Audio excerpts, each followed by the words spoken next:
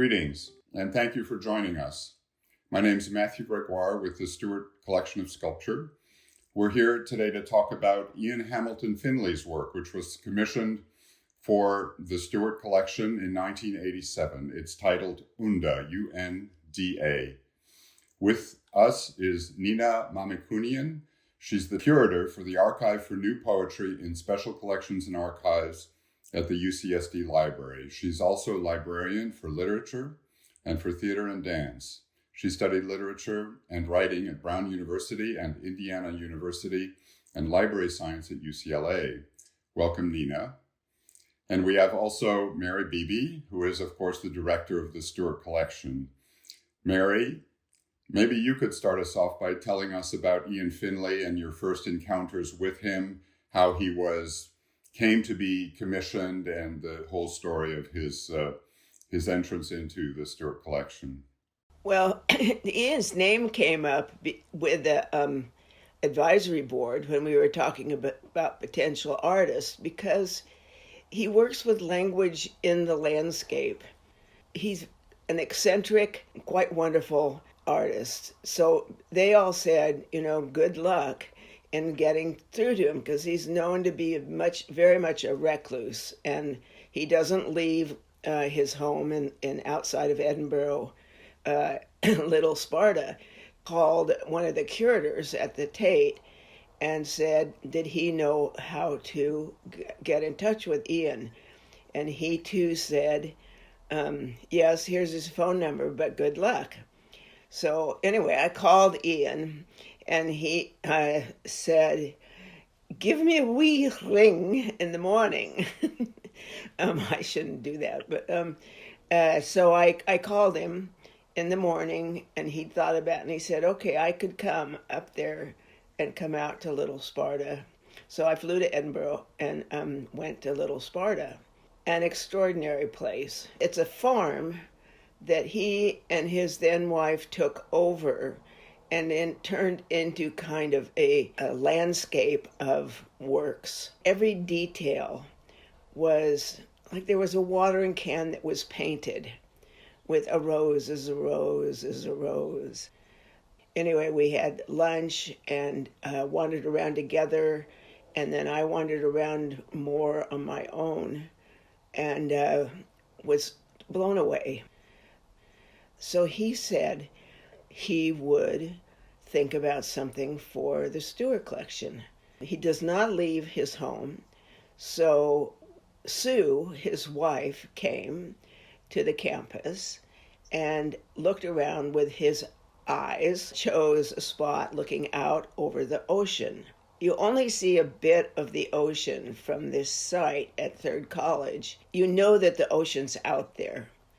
5 blocks using the word UNDA, which is, of course, Latin for wave, and he transcribes it onto these rocks with one rock carved with the wave sign that means to switch these 2 letters in editorial lingo. The wave sign rolls through each letter, changes each letter, and then when it rolls out, you have the correct spelling of UNDA. And as you're sitting there, you can sit on the stones and look out at the scene, which is a playing field in front of you, and then some trees, and the horizon of the playing field, the horizon of the trees, and then the ocean. You don't see the waves, but you know they're there. UCSD has a collection of poetry, an important collection, and Ian is known as an artist as well as a poet, as I said, putting language into the landscape. So it seemed especially appropriate that he make something for the campus, because it would be a direct illustration or manifestation of his work. Nina, maybe you could introduce us a little bit to the Archive for New Poetry, and also maybe lead into what is concrete poetry, because Ian Finlay is known as a concrete poet, although he's many things besides that. And tell us a little bit about all that. Right. So the Archive for New Poetry is, as Mary said, an important part of Special Collections and Archives at the UCSD Library. Special Collections and Archives has a number of different notable collections, probably most famously the Dr. Seuss collection. We also have the Hill Collection of Pacific Voyages, the American Institute of Food and Wine, the the South Worth Spanish Civil War collection. So we have rare books, we have manuscript material, we have the university records, and we also have the Archive for New Poetry. So the Archive for New Poetry is roughly about 80 or so manuscript and audio collections, as well as about 35,000 books. We've got about 700 or so broadsides and other important poetry artifacts. The main focus is experimental American poetics post 1945. So that includes, poetry schools such as the New York School, the Black Mountain College, the language poets, and poetry of that nature.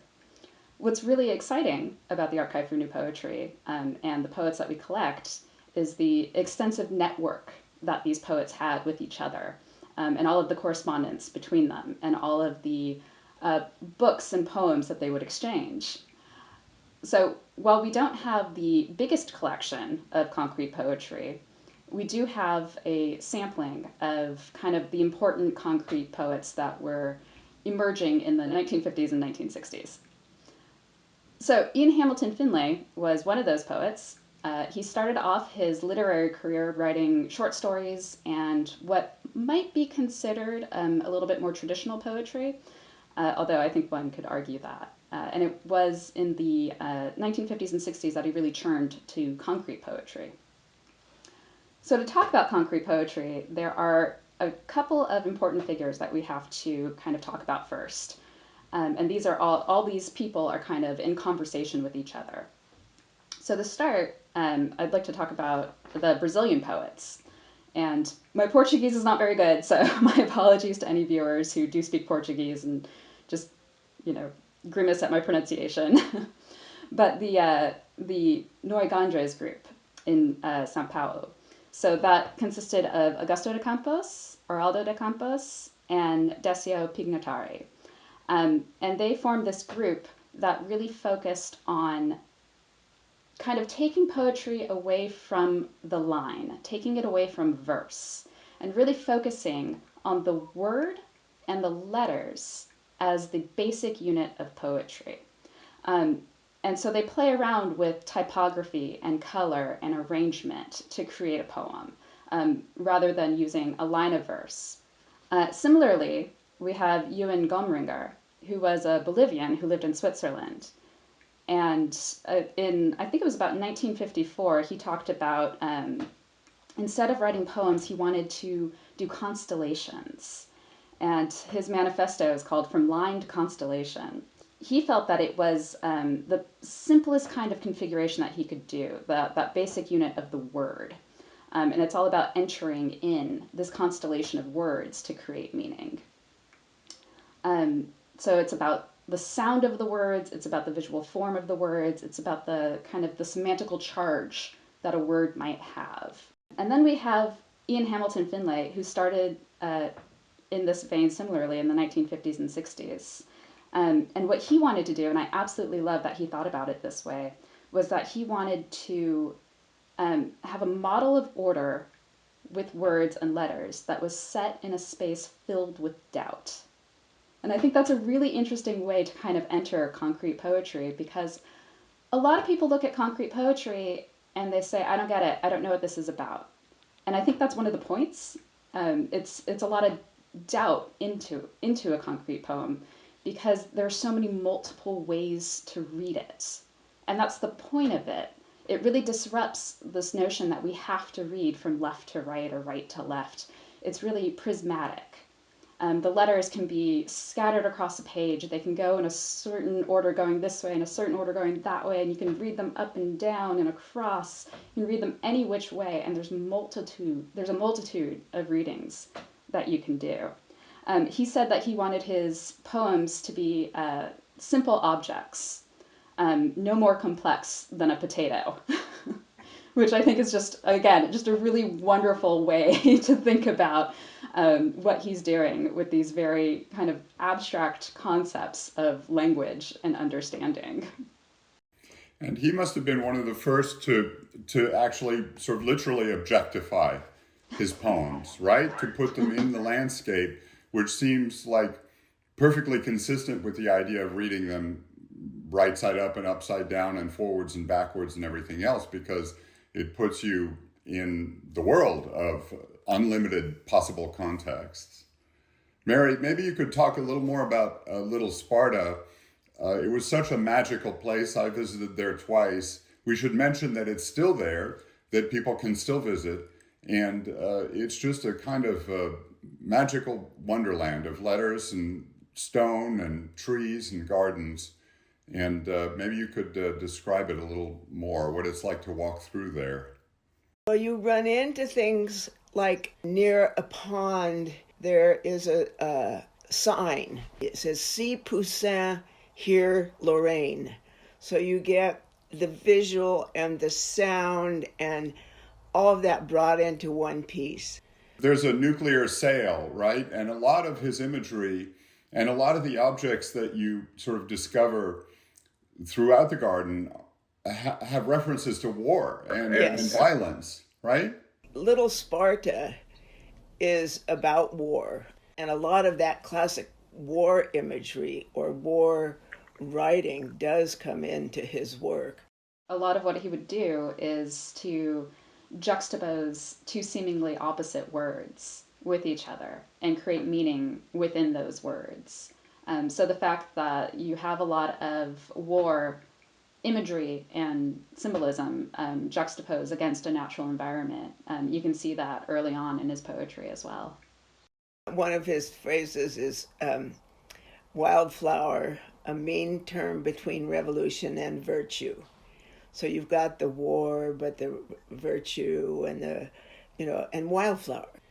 He saw himself at war with the establishment in a way. And so he brings in a lot of references to war and boats and classical mythology and, just in and around there. I don't know how many elements there are. There must be hundreds that you discover as you're wandering on paths, and then you can go out into meadows or fields. As you say, it's really magical. We took the friends of the Stuart Collection there, and it was a really perfect day with a little bit of wind rustling in the trees, so you would hear that and wander around, and it just couldn't have been a happier experience for everybody. We should say that property is I guess I did say that it's a foundation and it's going forward in perpetuity, right, Mary? It's a national trust now. So, yes, and it is open. You have to call. You can't just show up. You have to call and make a reservation, and especially for groups. But it's definitely open, and it's amazing place. There's nothing else. There's nothing around it, really. They're just all farms. It's out in the lowlands, and quite beautiful. It's almost a sort of Easter egg, a treasure hunt as you go through there. And Nina, maybe you could talk about what's your sense of, well, you came to UCSD long after the piece was commissioned, and you discovered it, as an existing work. Can you talk about what that was like, and how do you sort of enter into it? And generally, the whole idea of words etched in stone sort of leads one to make associations with power, but in some ways this is the opposite. Maybe you could just talk about that. Yeah. So my kind of experience of UNDA has changed over time as I've gotten to know Ian Hamilton Finlay's work a little bit better and kind of put it in the context of concrete poetry. When I first saw it, I considered it a sculpture more than anything else, but kind of looking more into his work and looking at what this concrete poetry movement was really doing, I understand it more as a poem, because I think what it does is it invites you into the word UNDA, and it makes you think about it. And it moves across, not a page, it moves across stones. But I think that's similar to what poetry does. This was the final expression of him kind of moving words off the page and into objects and into the landscape. And I think that poetry can do that. And I think that's something that people kind of get away from with poetry. You know, they want poetry to be about something. They want to be told something. They want the poet to be centered in the poem to, you know, explain what they feel and what they're looking at and things of that nature. But what this does and how it relates to his concrete poetry work is that it decenters the I, it decenters the poet, and it puts all of that meaning making onto the viewer, onto the reader, onto the listener. And I think that's a really beautiful thing to do. And it was very important to Ian and to the concrete poets how something looked on a page. And then they can move that out. Ian moved it out and into the landscape. He was a curmudgeon. He was known as a difficult guy, which is why people said good luck in finding him and going to see him. But we became friends, and he would send me little writings and cards and stuff, and we would speak on the telephone every Christmas or New Year's or something to just say. He was pretty frail. Even when I was there, he was old and frail and curmudgeonly, and but really delightful too. So I guess we just happened to get along. I have a Scottish background. I don't know if that had anything to do with it, but when you look at the history of all those poets, I think he stands out as moving further into the landscape than most of them. He was definitely much more concerned with natural elements, and you can see that in his early work in the 50s and 60s. A lot of it is about the sea, it's about waves, and it's about nature in a way that the Noigandres group, they were in Sao Paulo, which is, you know, big city. And so a lot of that was about the city, juxtaposed to Ian, who was, you know, in nature much more. And also more, he was really interested in the classics. And I think that it sort of ties it all together in a way that I think is really interesting and meaningful. And people like to, you know, just sit on those rocks and, you know, and look out. And it is a kind of playing field. So you can watch man at play, or you can watch the spectacle of nature, the sunset. You can watch, you know, you can think about the waves and how nature is a real force, probably the most dominant force in the world. One of the things that struck me, because it's easy to look at sort of concrete poetry and poetry in general and think, well, I don't know how to get in here. It's too obscure, it's opaque, it's hermetic. And yet with Finlay, and actually with a lot of poetry, I think, but with Finlay in this piece especially, he gives you the tools right there. I mean, there's that waveform is a tool, and you don't have to understand Latin. You know, you can understand what the dynamic of the work is just by looking at it and figuring it out. It gives you the tool to get into it, and then you can go from there, and you can figure out what first of all, the U is a V shape, which is the classic, way of representing a U in Latin, and you can go from there, and you can research it, or you can just experience it sort of as it is. But the fact that it gives you the kind of mechanism for exploring and understanding and feeling and all that stuff is important, I think. Nina, I wanted to ask you a sort of general question about the kind of, we certainly in my generation think of poetry as existing in books, but it doesn't necessarily exist in books anymore and hasn't for a while. And perhaps you could talk a bit about the kind of divide between books and new media, and sort of how do poets share their work and convey their work today as time changes and media changes? Well, first I would say that to begin with, poetry was not in books. Poetry was an oral form. So it kind of moved from, being more vocalized into the printed form, into books. And you constantly see this kind of play back and forth between the mediums throughout the history of poetry, and it kind of mirrors what technological innovations are happening at the time. So once it became easier, through the centuries, to print and to make books, poetry definitely moved more into books. But there's still a strong sense that poetry is an oral form. And it started to become also a more visual form as time moved on, as well as people played with it on the page. So we still see a lot of that today, all of these forms coexisting together, and that's something that I think is really beautiful as well. And one of the things I love about the Archive for New Poetry is how much what one might deem ephemera we have.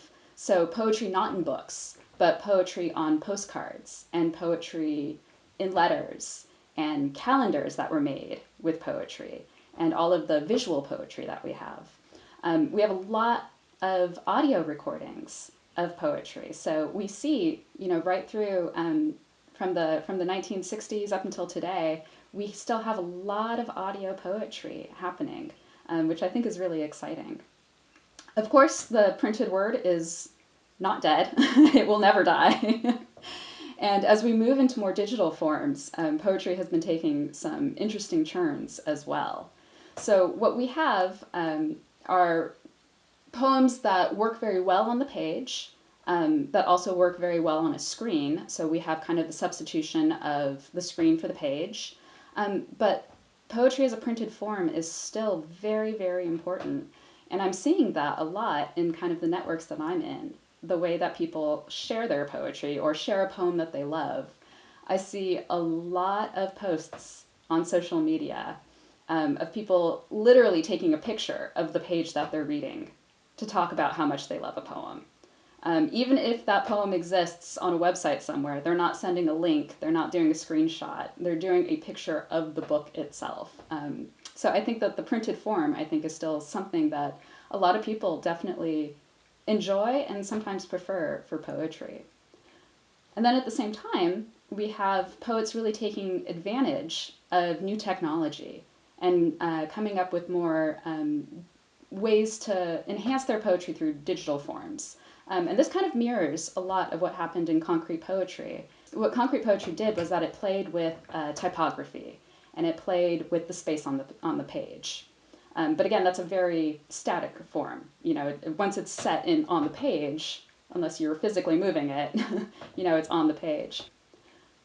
But now we have computers, and there's a lot you can do with computers, and there's a lot of interaction that you can do with poetry. So digital poetics is a new form of poetics. Or one could argue it's also an older form of poetics, because it's really playing with all of the elements that have always existed in poetry, but it's just putting it into the latest technology. And I think that's something really important to think about when you think about the history of poetry, is what kind of technology was available and how were poets using it. So with concrete poetry in the 1950s and 60s, there were kind of three major technological innovations that became kind of widespread. We have the typewriter, we have the tape recorder, and we have the camera. And this totally changed the way that the average person could kind of interact with representation. And I think that's happening again today, where computers are widespread. Websites are very widespread. And so a lot of people are digging into these forms and seeing what they can do with it. What new ways can they express themselves through the technology that we have currently available. And for someone who would want to explore all that, is there a way to do that through the archive, or is there a way to do that? I mean, literally, can you give us some links or some places to look? Because I know there's a tremendous amount of curiosity, and the whole cycle of the spoken word to the written word to the spoken word. I know that the archive has, for instance, early recordings of Allen Ginsberg sort of working out Howl, his great poem, and that just sounds so amazing. And how do you access stuff like that? What's an easy way or a good way to sort of dive in? Well, I would say the easiest way is to first come talk to me. I'm more than happy to talk to absolutely anybody I can about poetry all of the time. The special collections and the Archive for New Poetry, it's open for everybody. We're a public institution and we take that very seriously. And so you don't have to be a student, you don't have to be a faculty member to come in and use the archive. And you don't have to be a student or faculty to come and talk to me, because what's important to me is that everybody loves this stuff as much as I do. I'm going to really push that on people as much as I can. One of the other ways that you can kind of dip your toe into this is through some of our digital collections. And these are freely available, as long as you have an internet connection, you can get to it. One of our larger audio collections, it's the Paul Blackburn audio collection. And again, this is the 1960s when the St. Mark's Poetry Project was just beginning. And the tape recorder was a brand new thing in everybody's lives. And he went around to every single reading that he went to in New York City in the 1960s and recorded it. And he also went to poetry festivals and recorded it. And he sent letters to his friends and received letters back in audio formats. And we have those recordings.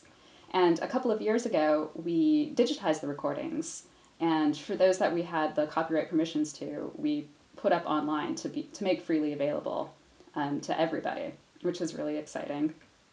I think it's important, too, to remember that David Anton and Jerry Rothenberg both taught at UCSD. And David Anton, I don't know if you call him a poet or not, but he was an orator of some kind. So language was really important to both of those guys. So, and I'm sure there are others that I didn't know, but I did know David and Jerry. And I think that is probably part of why the poetry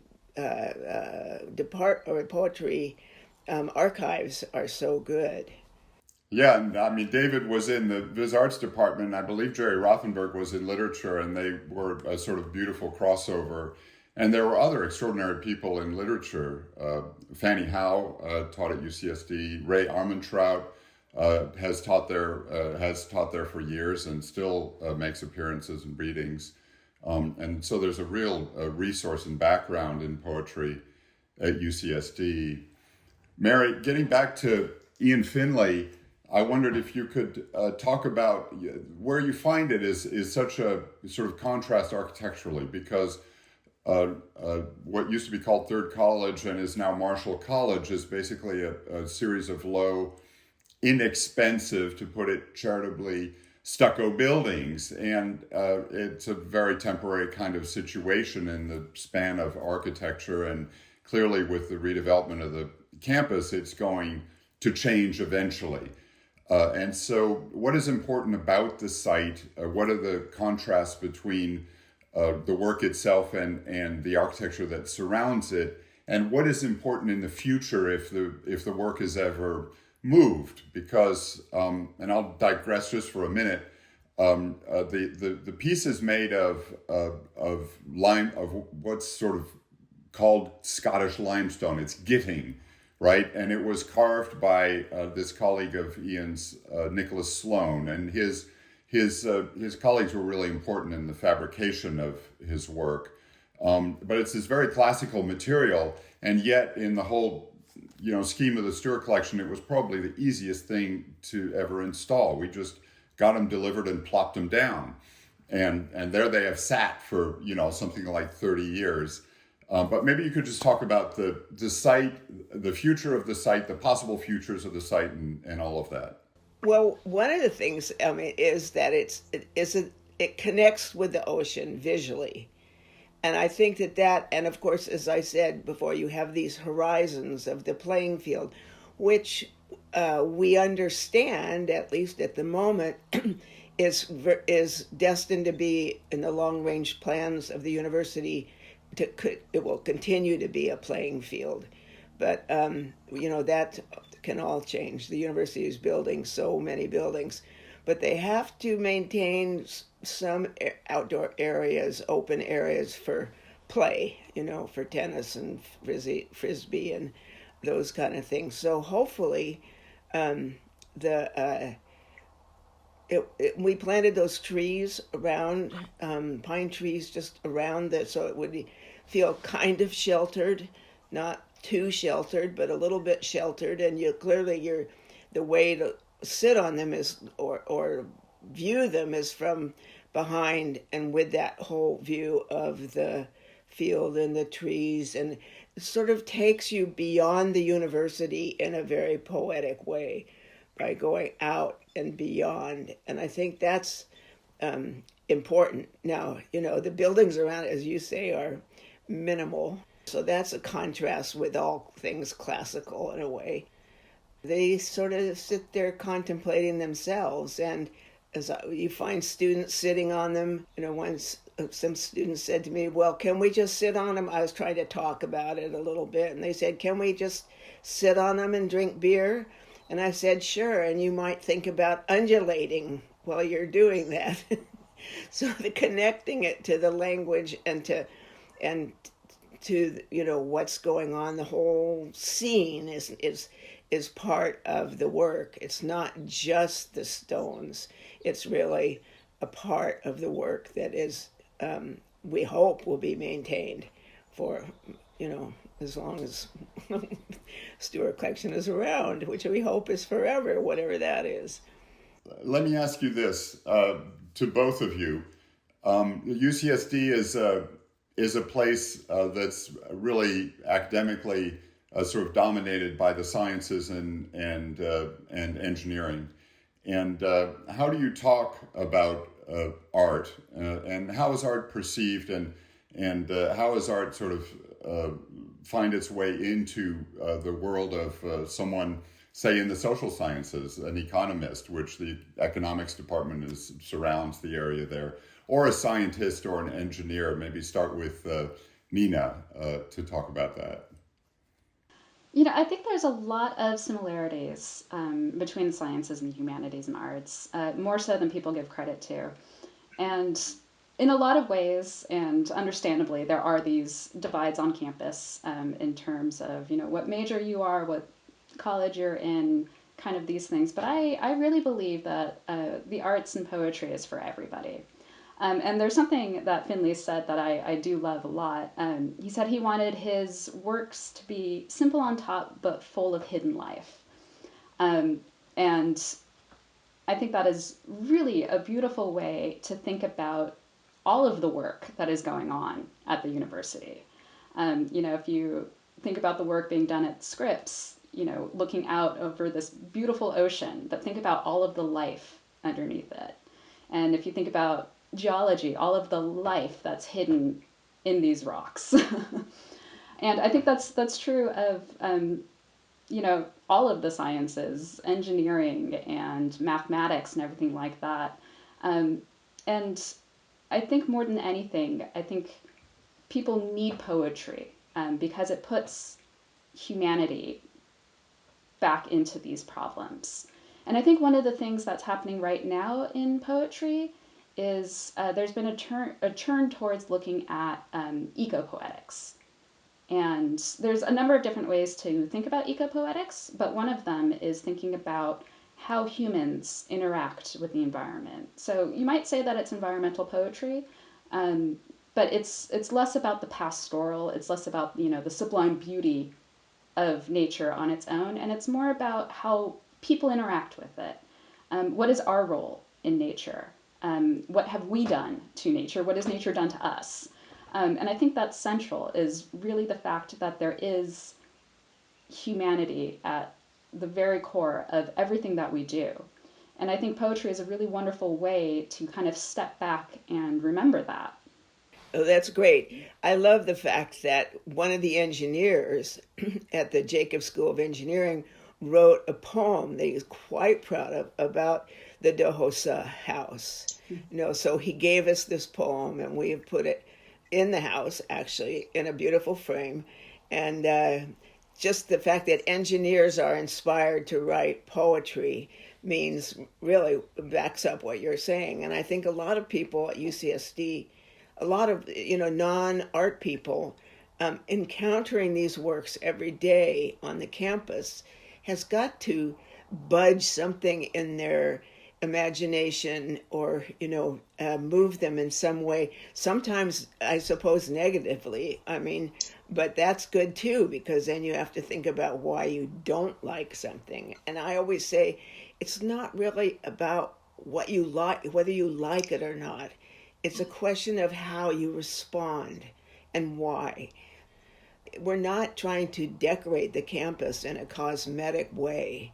We're trying to provide experiences for people to engage or not. If they just want to keep on walking, that's fine. But we have these sort of treasures throughout the campus that can be encountered and thought about deeply if you want to, or experienced in different ways. And I think over time, students are there for 4 years.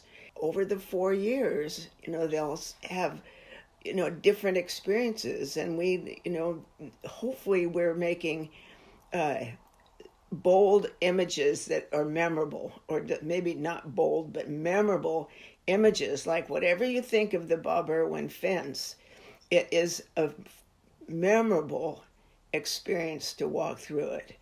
And the house, and the bear, and the Finlay rocks, whether they just become a part of your daily experience. So as a student and, as people, as faculty or anybody else too. But I love that it kicks the campus into kind of another level to have these works around.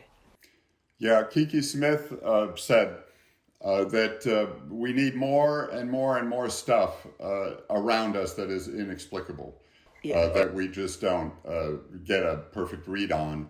And I think actually a lot of scientists are very comfortable with that.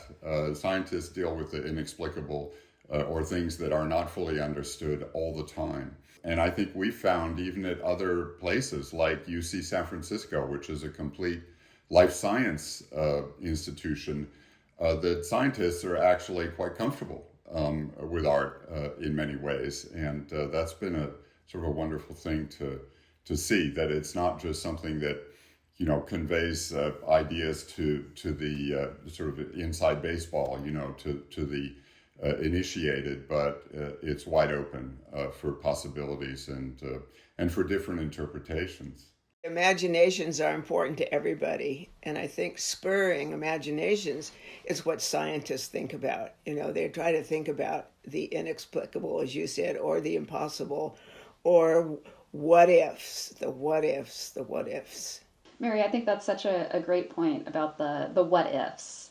And it's more about the experience than having one meeting or, understanding it fully. Because one's understanding can absolutely change over time, and one's experience of it can change over time. And I think that's important to remember too, is that, meaning isn't fixed, and it can change. Yeah.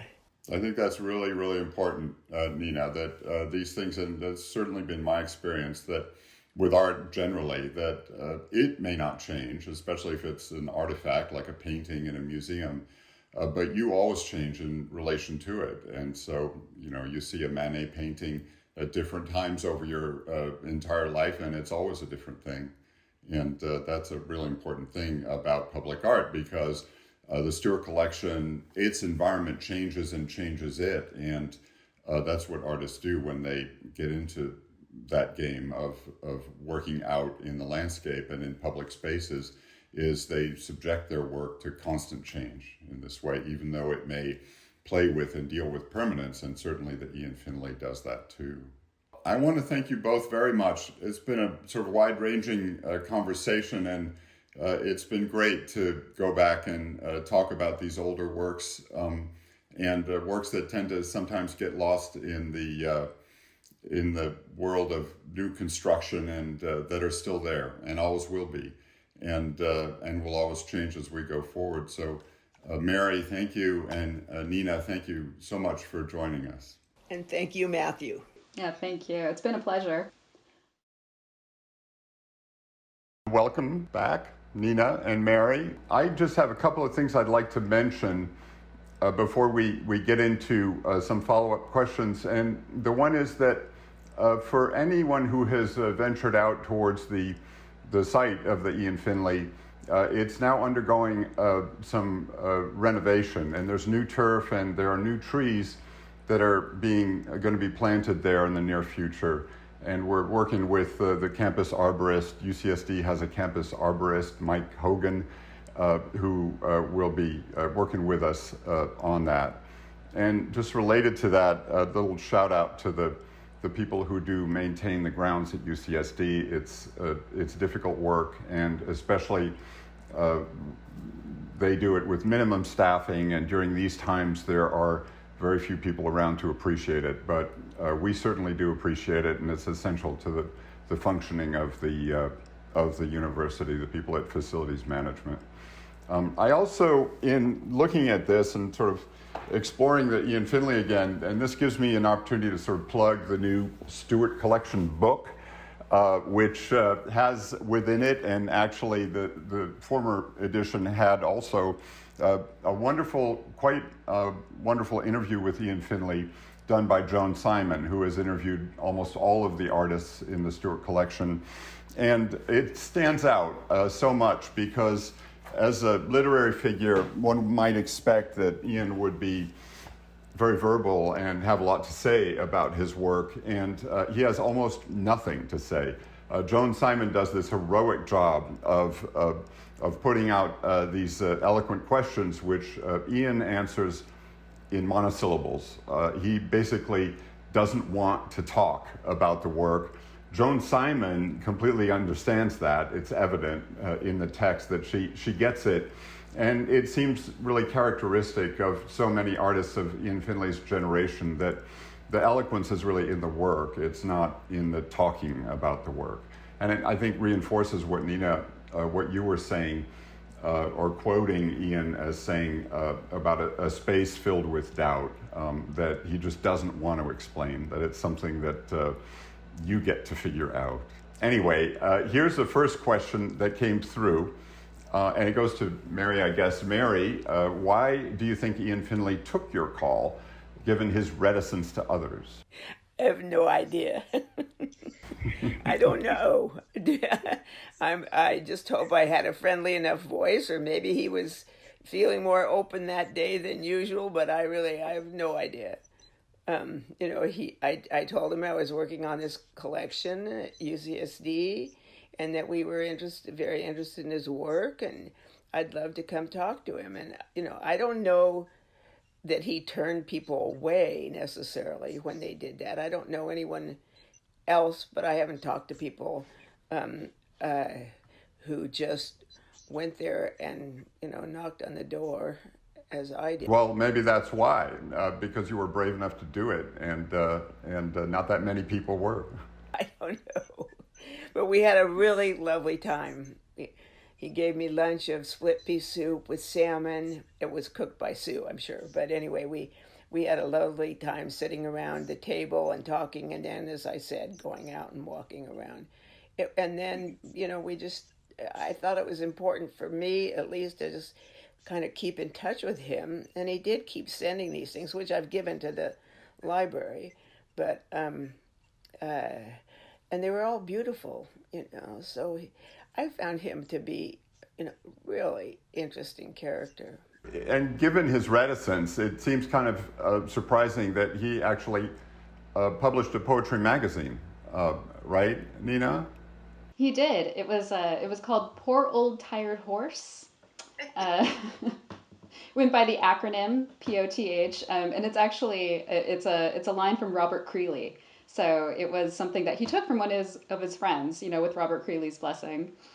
And the magazine, it ran from about 1961 to 1967, and it is full of all of his friends, all of the poets that he knew. So, he was a little bit social with the poetry crowd. He also had a press, the Wild Hawthorne Press, that printed these cards and other, sheets and whatever he wanted to have printed. And so those are, some of these poems are included in them, and you can buy them when you go there. I hope they're still producing them, because they're really quite wonderful. The Wild Hawthorne Press. I love that.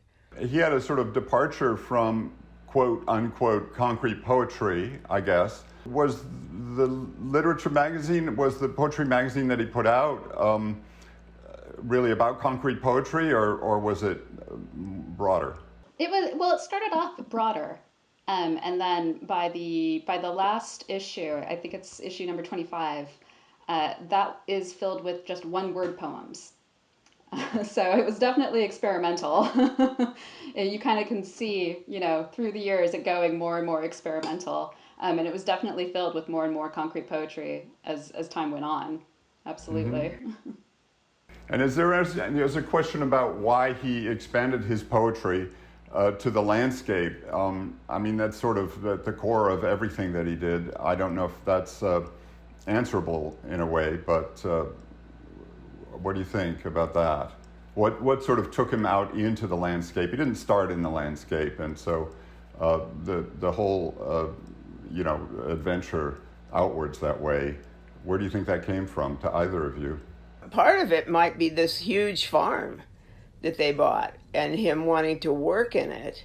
I don't know. I mean, maybe he had it in mind before they bought this farm, but man, it was an ideal place for them to turn buildings into poets and poetry and stories, and ponds into more poems and stories, and to react to respond to, and to think about.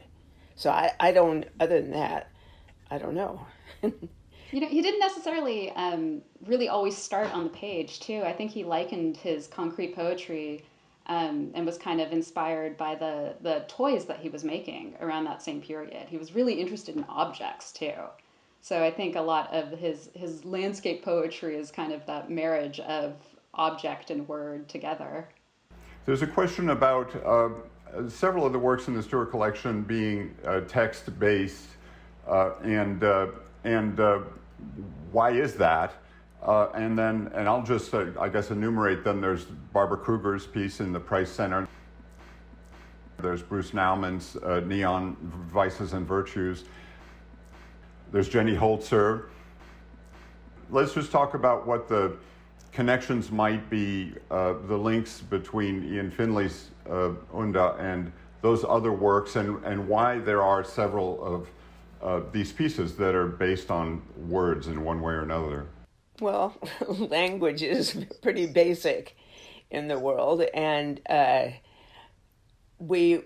some artists have been, and we have followed some of those artists, and I like the fact that we also have Bruce and Jenny and Barbara Kruger. One piece that's text-based, or not text-based maybe, but certainly contains significant text is Read, Write, Think, Dream of John Baldessari, of course. And it's front and center at the Geisel Library. In a way, these words in UNDA and the words there seems like there's maybe a relationship with the Bruce Naumann, in the sense that the virtues and vices are abstractions, as is the idea of a wave, and although they're moral abstractions, and then they're superimposed, and so you lose them. They become these visual abstractions, right, with the vices and virtues, as in a way does UNDA, given the way it's sort of reconfigured as you go through it. Maybe there's something there. Yeah, it's definitely about the movement of words together, I think, in the Naumann piece. These kind of iconic words that, maybe you've been exposed to before, but never in that way. And it really, they stand out in their new presentation. And there are lists of things he likes that Bruce didn't make up. I mean, he didn't make up the 7 vices and the 7 virtues. Those are historic. And we actually had to do some amount of research to find out if there was an official list of the vices and virtues, and it's thought that they were developed by monks in early Egyptian monasteries in order to remind the monks how to behave. I don't, who knows if that's true or not, but that's what I think one of the students who was helping us do the research found. So it's just, and language, of course, it's what the world is about in a way. I mean, you can think, but you have to express your thoughts in some way, and you know, orally, visually, whatever way you want. There's a question about how did he come to be known, and given his reticence especially, and the fact that he sort of refused to travel for most of his life, how did he gain recognition? I guess the assumption being that one gains recognition by going out and getting it. But any thoughts on that? The fact that he was so sought after, and he's really a national treasure in Scotland. And how did that sort of evolve? Well, he'd occasionally get into these battles over particular positions, and so I think he was known as being kind of grumpy. But obviously, people, ferreted him out if they read anything at all. I mean, several books, a number of books cover him and his work. And I think I first saw him in John Beardsley's book about earthworks, which was way back in the 80s or even the 70s, perhaps. But, in the art world, I don't know, you can find people. Well, and the emergence of concrete poetry I was so surprised, Nina, that it sort of comes out of South America. And that, I guess I don't know where it came from or that it had a kind of place of origin, but it's interesting that it came out of a particular place and a particular culture. And it was pretty international. It kind of started with these groups in these certain places, and they got there was a festival of concrete poetry in Bristol in the 60s. That brought all of these people together. And Finlay, I believe, was a part of it. So again, as curmudgeonly as he perhaps was, he was involved. Yeah. And there's a question about him, whether he produced work in Gaelic or another language, obviously Latin.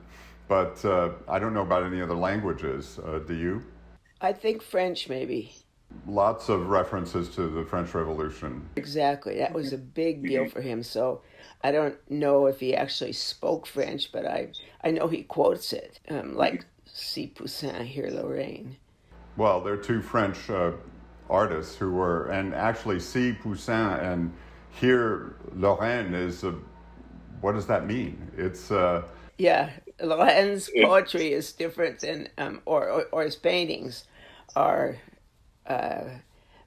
I guess Ian saw them as, oral as well as... Well, I think Poussin, they both were these 17th century sort of Baroque French painters, but they're like all French painting, separate from the way the Baroque was really academic, the French painting of that century. And Poussin was all about the sort of trying to create this kind of stillness. And Lorraine had a lot to do with trying to reproduce sort of these natural events, this rustling of the leaves and stuff like that. And it's kind of evident when you explore those paintings. But obviously, the average person walking up to that is not going to know that. It's just going to be a kind of a mystery that you put away. And if you want to find out, you're going to find out. And it has a beauty just in and of itself, kind of like UNDA. It has this... mechanism that you can leads you in and doesn't necessarily necessitate being explained or anything like that. Nina, there was a time when he sort of decided he was done with concrete poetry. Was that a very conscious decision? Was that because it had run its course, or why, do you think? Well, he says that he never gives it up. It just kind of left him. He was very moved to make it during a certain amount of time, and he always said that he would love to make more if it came to him. It just wasn't at that point. And again, going back to his curmudgeonliness, he mentioned that at a certain point it became more fashionable. And he was very turned off by how fashionable it had become because he didn't like a lot of what people were doing. He thought people were being just too witty. He said the wit ruined it. But he was witty sometimes. Oh, I think he's very witty. I think he's very funny in a lot of his work. Absolutely. The Geisel Library and Special Collections have just been such great friends. Linda Clausen, its director. I just want to thank you, all of you, at the library, and you, Nina, for joining us. And of course, thank you, Mary Beebe. Thank you, Mathieu Gregoire. Thank you, Mathieu and Mary. Nina, this has been really fun. It's been great fun for me too. Good.